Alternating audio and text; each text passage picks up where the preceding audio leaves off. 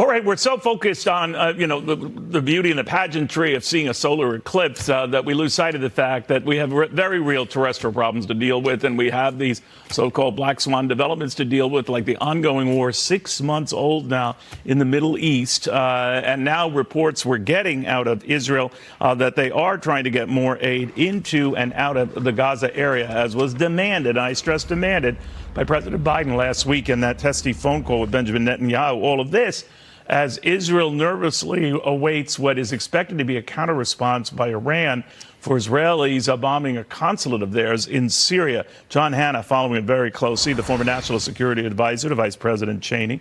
John, good to have you.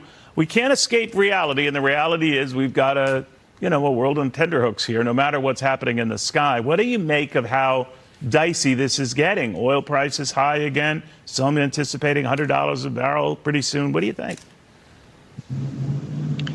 Yeah, it's a nerve-wracking situation, Neil, in which I think, American policymakers need to keep the main plot in mind, which is they want to prevent a wider war in the Middle East.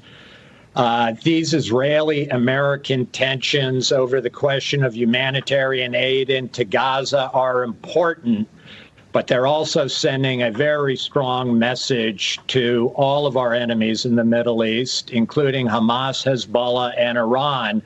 And I think to the extent that it introduces some question in their mind, does the United States at the end of the day support its ally Israel in a war against a genocidal terrorist group backed by Iran, backed by the Death America crowd? Are we going to stand by Israel?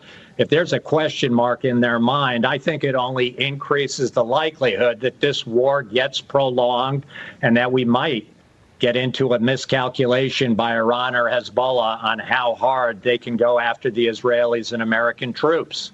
Benjamin Netanyahu went out of his way to do what the president had asked of him, to open up these safe passageways for aid to Gaza and all of that.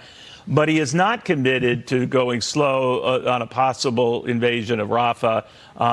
So he's kind of hedging his bets there. But I'm thinking, if he were to do that, if Iran were to succeed in some counterstrike in Israel or American interest in the region, all bets are off, aren't they? Oh, sure. I think the Iranians need to be careful, and they need to know that if they overreach here, that whatever disagreements the United States has with Israel, we're going to have Israel's back, that we're going to be united, because at the end of the day, the American people need to understand we're in a battle between two major alliance systems in the Middle East. Iran, Hamas, Hezbollah on one side trying to dictate the nature of the emerging regional order there, and the American-backed alliance that includes Israel as our closest and most important ally. If the Iranian axis wins in this battle, in which Israel is at the forefront for America and the West, then America will lose this battle. And the consequences for global stability, I think, will be disastrous, not only in Europe, but obviously in Asia with our allies like Taiwan and Japan and Korea. Well put, and unfortunately accurately put, the way things are going now, John.